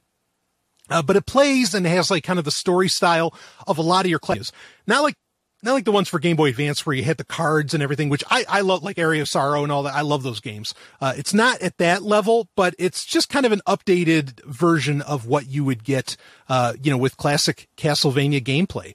And again, kudos to Konami because like Nintendo, you had, what was that Pokemon Uranium version? You had that Metroid, that updated version of Metroid 2 that came out, which both, especially the Metroid 2 game, was AM2R or AMR2 or whatever. They got taken down almost instantly. Like Nintendo just, instantly sicked the lawyers on them, on the developers of that, which they weren't selling the games. And this game's totally free as well, the Lacard Chronicles 2. But they wouldn't have it. So, but Konami doesn't seem to be minding the fact that the Lacard Chronicles exist and that they're, go ahead and slapping on the Castlevania name. I love the Castlevania games, especially the simpler ones. It's such a fun style of gaming. And especially playing simple games as well. And this has a pretty cool story to it, too. I mean, it's not dealing with the Belmonts, it's not Simon, the Belmonts. They're the main characters of most of the Castlevania games. But it brings in kind of a new family, the Lacards, and yeah, I think it's a lot of fun. So check out Castlevania. The link is in the show notes for it, episode 229. Check out Castlevania The Lacard Chronicles 2 if you love that classic Castlevania play. This is a full-on game, not a demo. This is the real deal. Works on Windows PCs, of course. Check it out. I'll be back with more.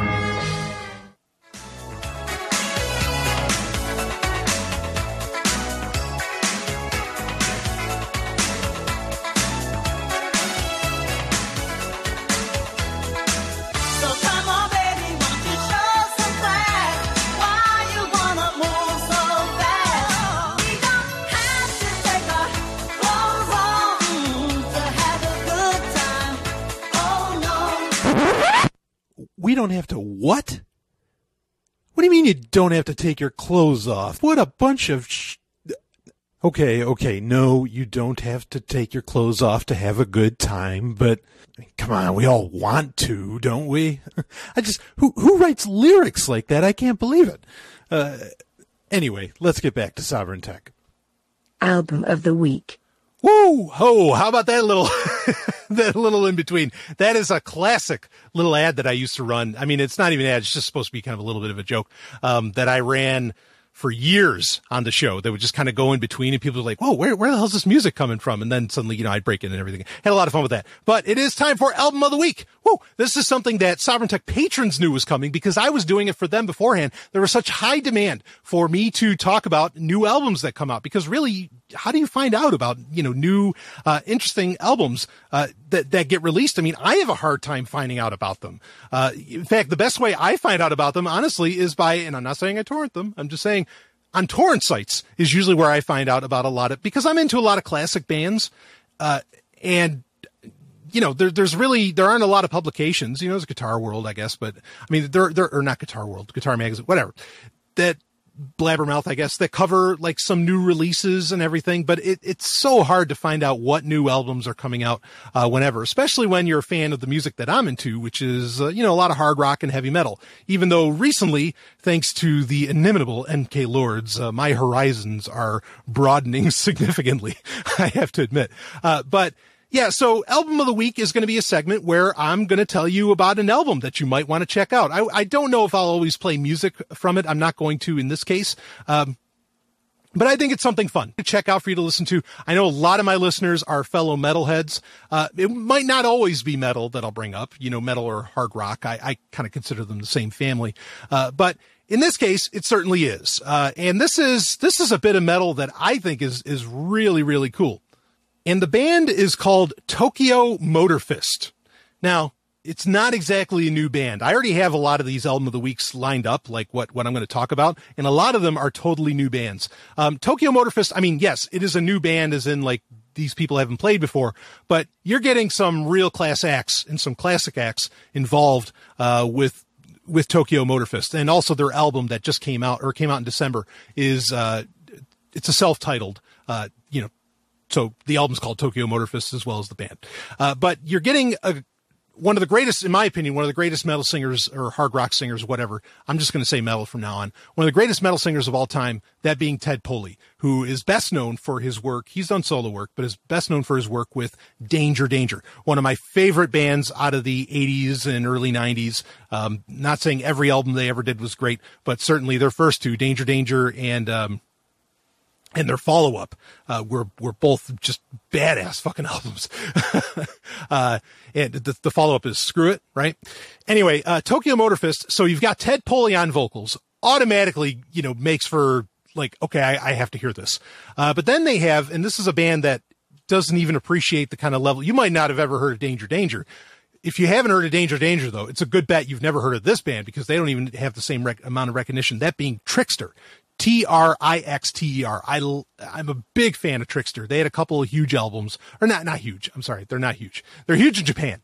A couple of albums that had moderate success, in the early 90s that I really enjoyed. And this is that kind of that hair metal style. I don't like the term hair metal, but whatever.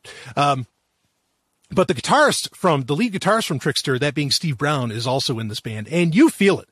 This is a slick album. If you like kind of that melodic metal style and with the melodic vocals, where it's not, where it's somebody actually singing. Not that I have a problem with the, that's fine. And I like the heavy stuff too. But this is the album you've been waiting for. In fact, honestly, like if you know about Danger Danger, or because I've talked about Danger Danger in the past on Sovryn Tech, this is like a Danger Danger album without Danger Danger, being the name on the album. It opens up just wild with picking up the pieces.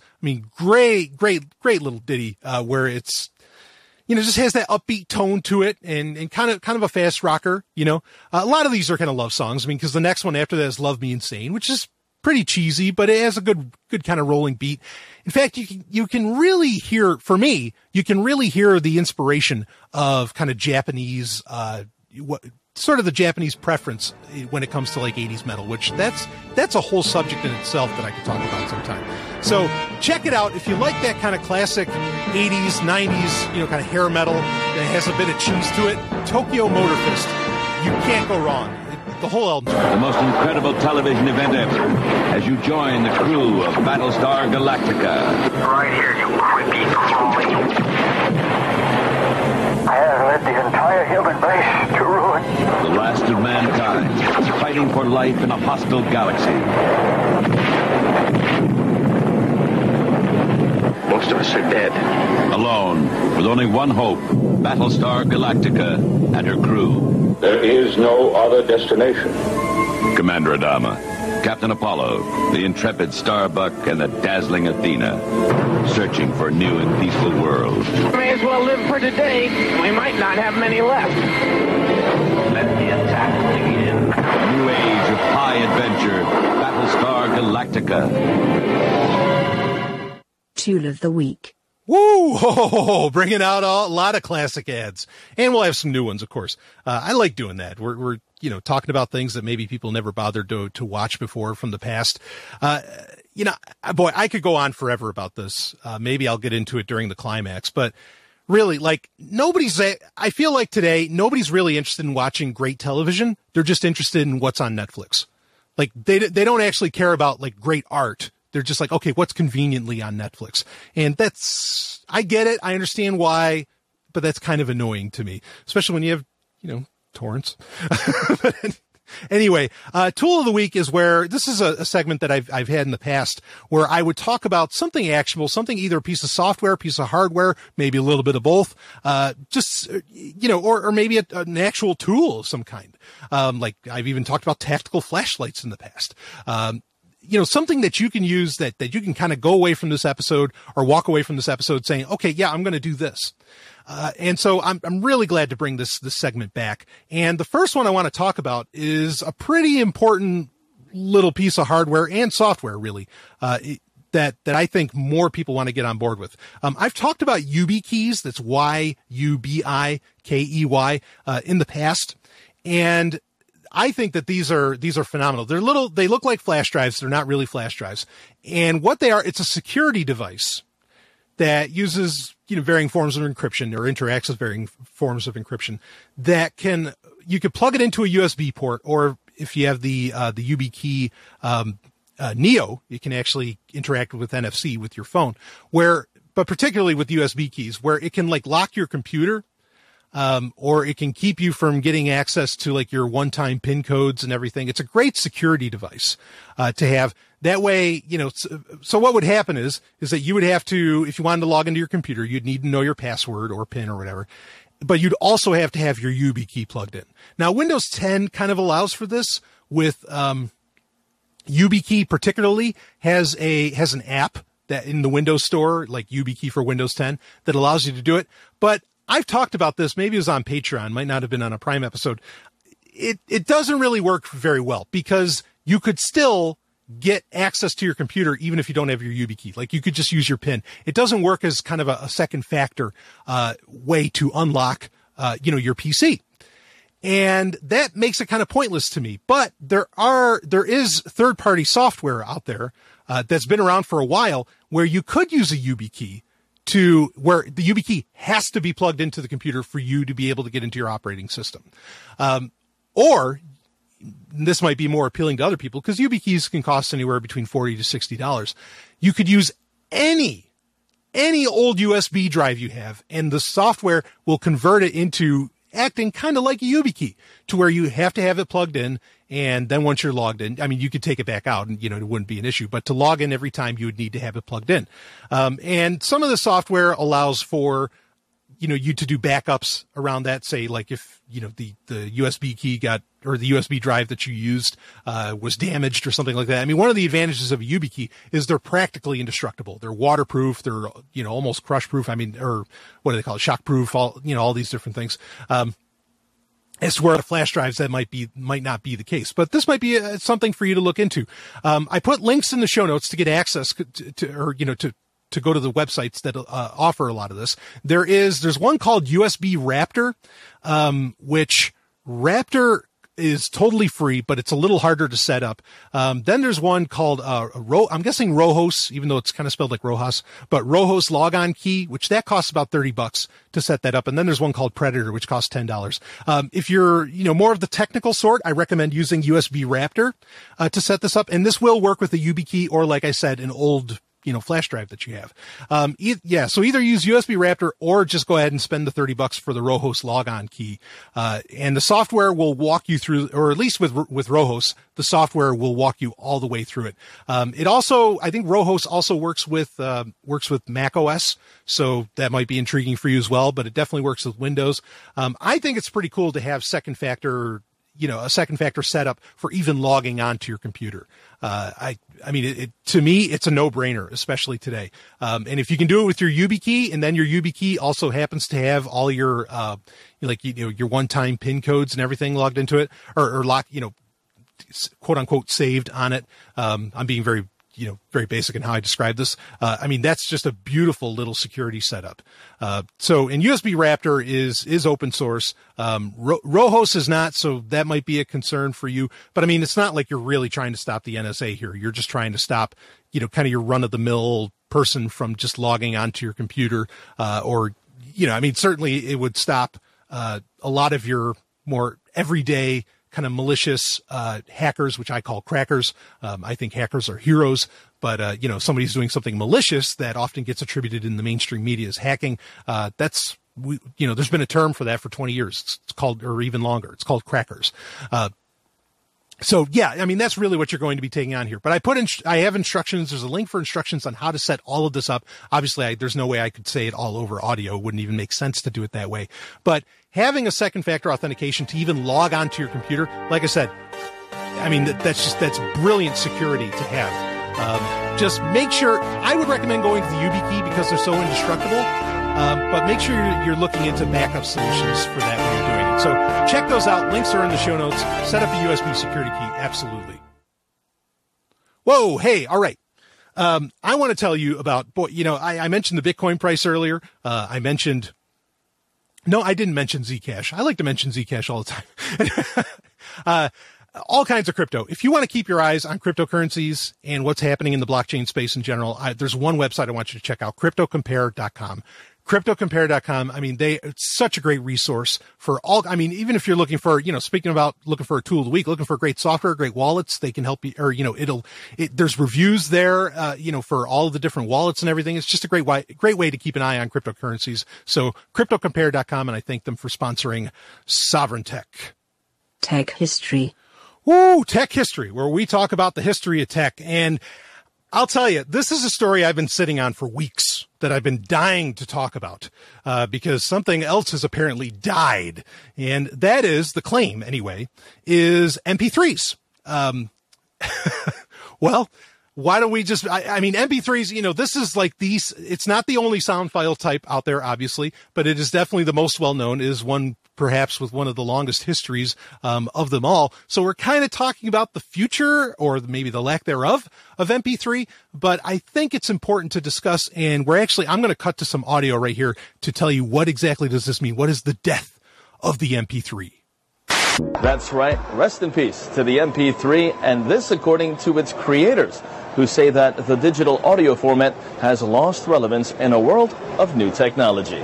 Now, the Fraunhofer Institute for Integrated Circuits, part of the German research body which funded MP3s, has terminated its licensing program for certain MP3-related patents after almost 2 decades. The Institute said that while the MP3 is still popular with consumers, it has been taken over by more efficient audio codecs with more advanced features. In other words, a shift away from the technology looks inevitable. Now, the MP3 rose to prominence in the late 1980s and is credited with revolutionizing the way we all listen to music by reducing file sizes by as much as 95%. Now, in a statement from the Institute, most state-of-the-art media services such as streaming or TV and radio broadcasting use modern ISO MPEG codecs such as AAC, Advanced Audio Coding, or in the future, MPEG-H. Those can deliver more features and a higher audio quality at much lower bit rates compared to MP3. But keep in mind, it's not a major loss for the MP3 founders, as Fraunhofer IIS also helped create AAC files, which are now predominantly used in iTunes, YouTube, Nintendo, Nokia, and other music audio systems. In other words, they're not looking back, they're moving forwards. And MP3s, they're just going the ways of DVDs, Blackberries, VCRs, Betamax, CDs, Circuit City, Kmart, name it. They're all becoming a thing of the past. From Modern Wall Street, I'm James Sweeney. All right. So what's the reality here? The stories that were getting shared around, and again, this is almost a month ago, and the date or the time frame, that being May of 2017, is a very important one that I'll describe in a second. So, but the story going, what everybody was saying was nothing's going to, MP3s won't work anymore. What are we going to do? We have AAC, or we have A's, or HEAAC plus, or whatever. Yeah, there's so many different ones now. Or there's, OGG Vorbis, right? Which that's been around for a while. That's the open source kind of alternative to MP3. Or there's FLAC, right? If you're into a lossless, MP3. Now, understand, like you said, MP3 has been around since the 80s. The entire protocol was finalized in 1992, 91, 92. 92, I think, is when it was, really in. And MP3s, MP3 players, a lot of people don't realize this also. There were MP3 players before the iPod. Okay. Even though the iPod was certainly what put the MP3, on the map, and what made MP3 players a force to be reckoned with, for about a decade, really up until the iPhone and, the iPhone and Android. The MP3 is not dead. Okay.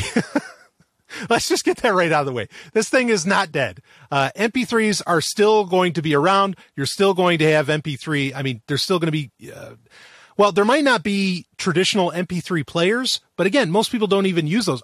I totally support the people that do. I think that's wonderful. I know Cory Doctorow has a particular MP3 player that he loves. So what's happening here is just that, they're not, was it Fraunhofer? They're not going to offer, which they're kind of in control of the development of MP3 and the kind of the distribution, of the protocol itself. They're not going to offer out, really the ability maybe for new players, certain new players, to be released. So it's not really dead. But why did this happen in the first place? The MP3 is still, like we've been talking about, you go to torrent sites, most of the albums that you can get, kind of like Tokyo Motor Fist, are probably going to be an MP3, either MP3 or FLAC, right? If you're into more of a lossy or a lossless, which means that there's no loss in sound, because MP3s, and kind of what they're talking about, where there's better compression abilities, MP3s arguably cut out a lot of the finer sounds, say in a song. Okay. As to where FLAC, okay, which is what free lossless audio codec, FLAC, even though it compresses it smaller than what an actual digital song would be, you know, say if you're recording it right to a computer, like if you had a guitar hooked up and, you know, it would be huge. Or like if it was a WAV file, which is also lossless, means you don't lose any of the frequency of the song. You know, a WAV file for a song could be 25, 30, 50 meg. I mean, it could be crazy. As to where with FLAC, or I mean, it could be hundreds of megs. You know, it could be ridiculously large. Yeah. It'd be pretty big. I can't remember the last time I saw an actual song in a WAV file. So as to where a FLAC can kind of break it down to more like 10, 15 meg, maybe for the average song, and an MP3 can be anywhere between 3 to 9 megabytes, depending upon what's the audio quality that you have it set for. Okay. Now me personally, and this is something I don't think that, or I think the industry knows, but they ignore and they try to keep selling you on shit. There's the argument that you can or can't hear certain frequencies, and that like the frequency range that an MP3 could deliver music to you that you could actually hear is within human hearing, and anything outside of it was meaningless. Now there's people who say, no, that's not true. There's all kinds of things that you can hear, and all kind of frequencies that you pick up, even if you don't really notice that you're hearing. And so with MP3s, you know, there's a lot of, and I say this with affection, there's a lot of music snobs, okay, that think the MP3 is just anathema. Like it's Satan incarnate. You know, it's just this terrible, terrible thing. I don't agree. And understand, I am a music lover. Okay. I have a music collection, you know, in the hundreds of thousands of songs. Okay. I mean, I have a huge music collection and I love music, but a 192K, all right. And I know most people like encode theirs at 320K or something on a lot of torrent sites, but a 192K MP3 does me just fine. You know, and now 128K MP3 on the other hand, I start hearing like when somebody's hitting a cymbal or something, you know, or the certain drum rolls going down. Yeah, you're hearing some art, what they call sound artifacts, where that's not how that's supposed to sound. But a 192K MP3 does me wonderfully. And that's how I listen to most of my music. And I don't really feel like I'm missing the point of the song anyway. I can understand the arguments that maybe there's certain sounds you're not hearing, certain brilliance that doesn't come through. But I mean, that goes so far as to say that even digital keeps you from hearing everything that you're supposed to be hearing. And they want you to go with, like with vinyl records, and they want everything done on analog, even though a lot of vinyl records today aren't recorded in analog. They're recorded digitally and then they're put onto analog, right? So, but I understand all of these arguments, and I've said this myself. Like I've listened to, you know, one of my favorite bands of all time, Deep Purple.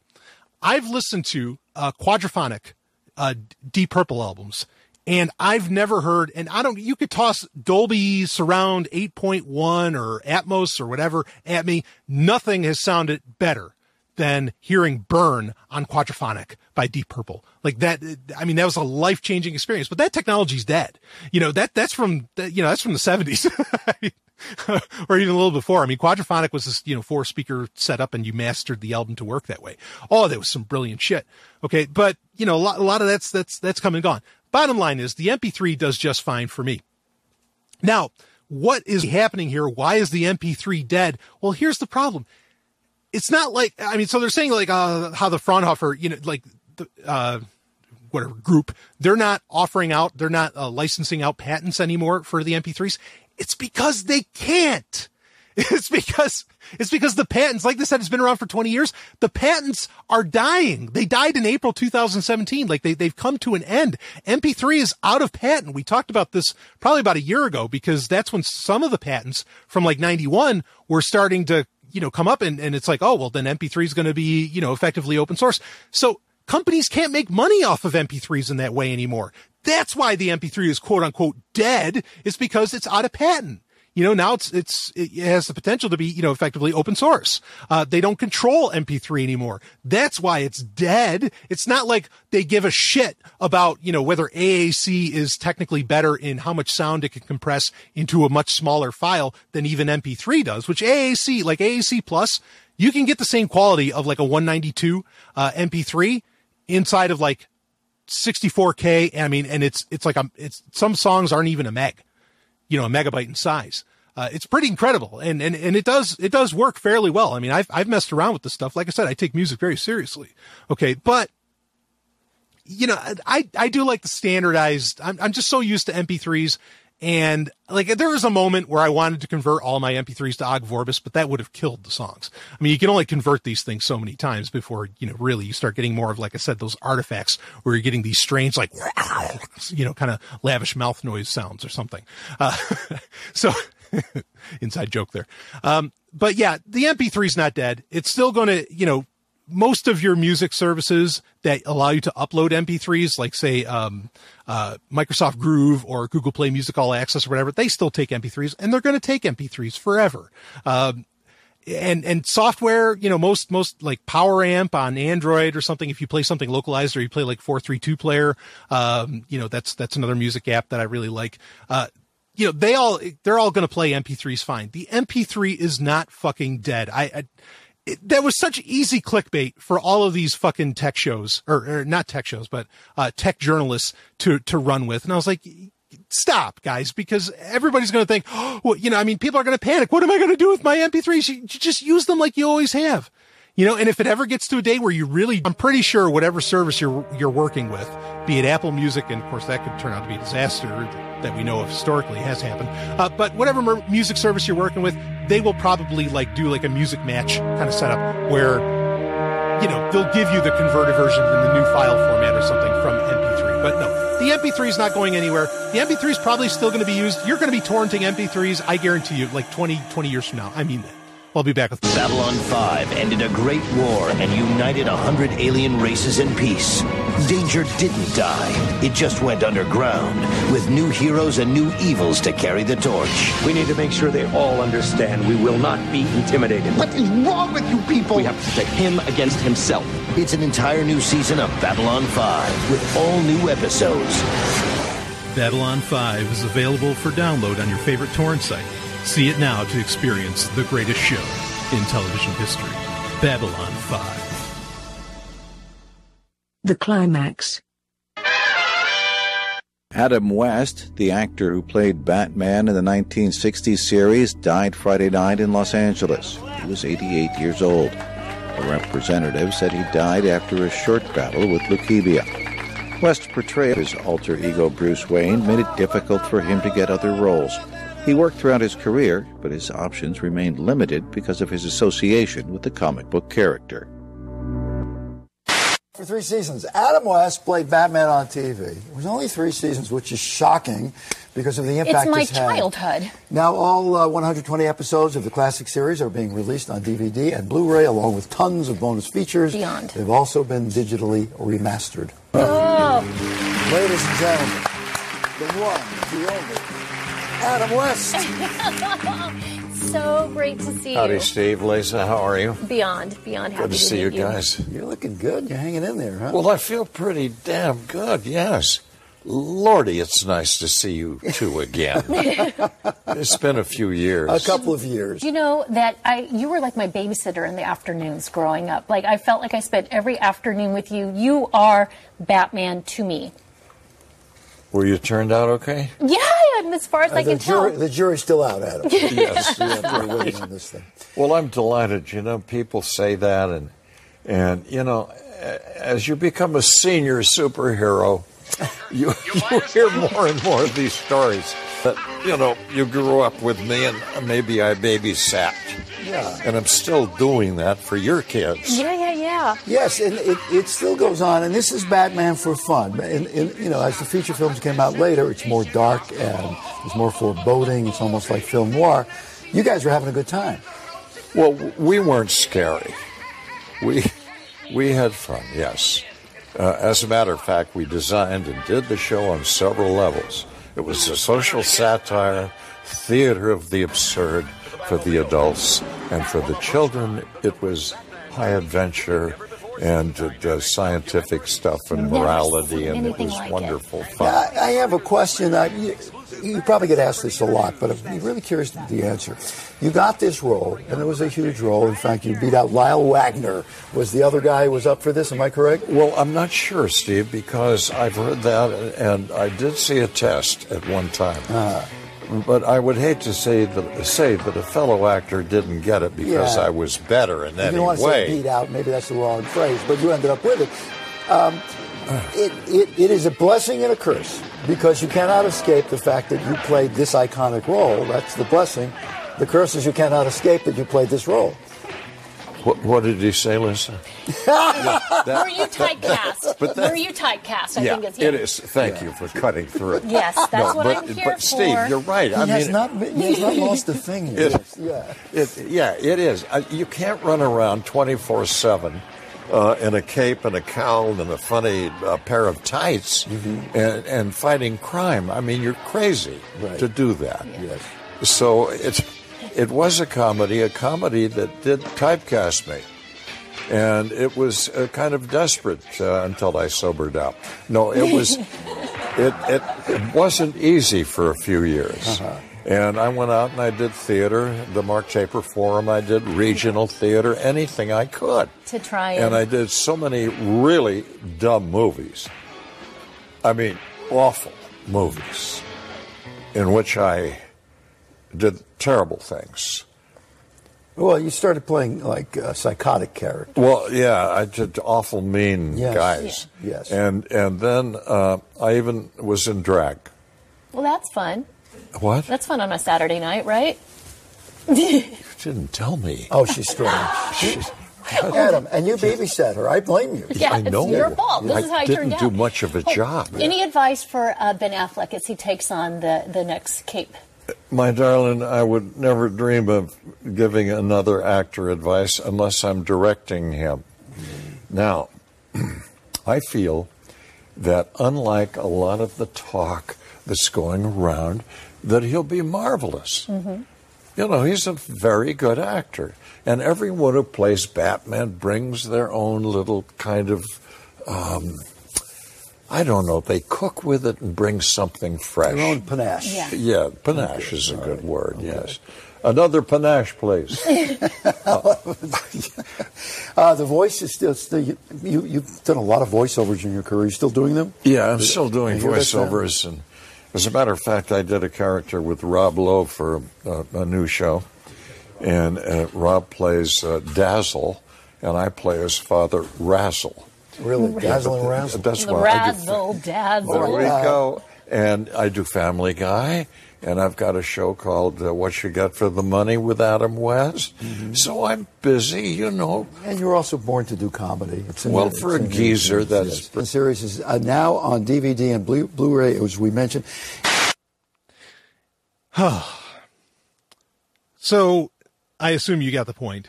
That was one of the last interviews done with Adam West, who passed away on June 9th, 2017, last night.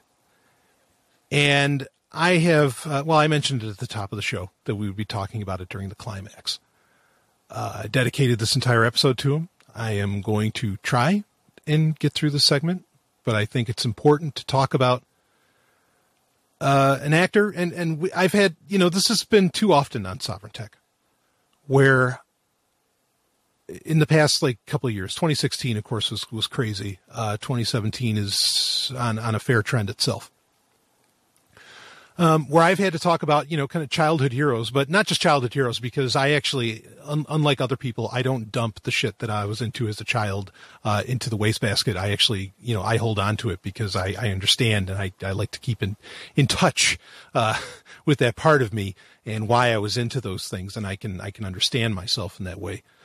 And fortunately, I guess, and I know not everybody gets to do this. Not everybody gets out of childhood with their imagination intact. I'm not boasting. I just feel I'm someone that did, and I'm thankful for that.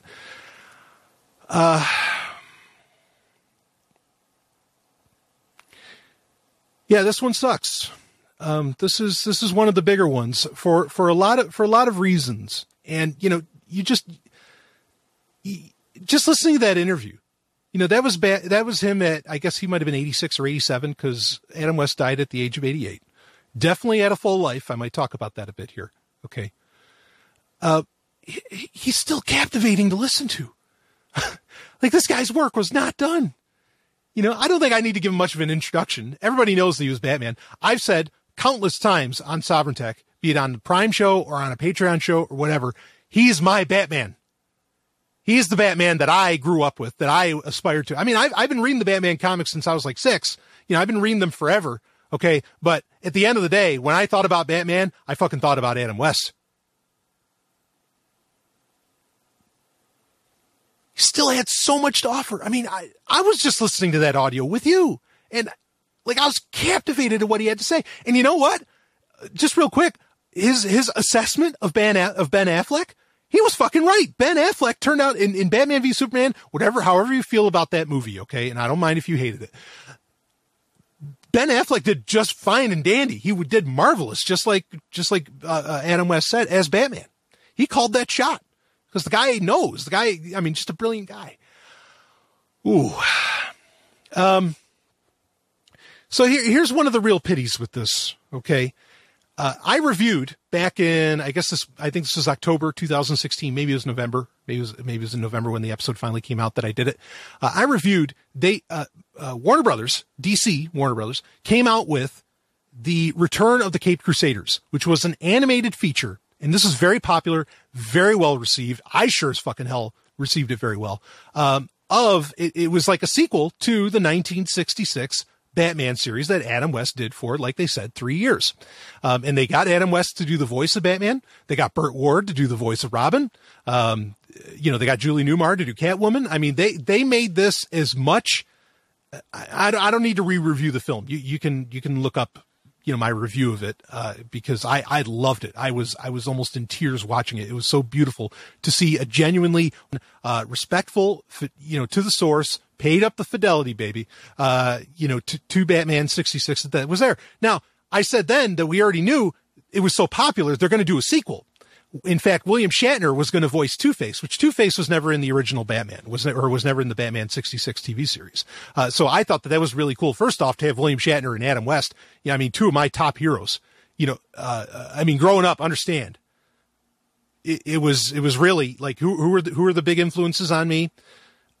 Captain Kirk, Batman, that Adam West Batman, and then of course Ric Flair. Woo!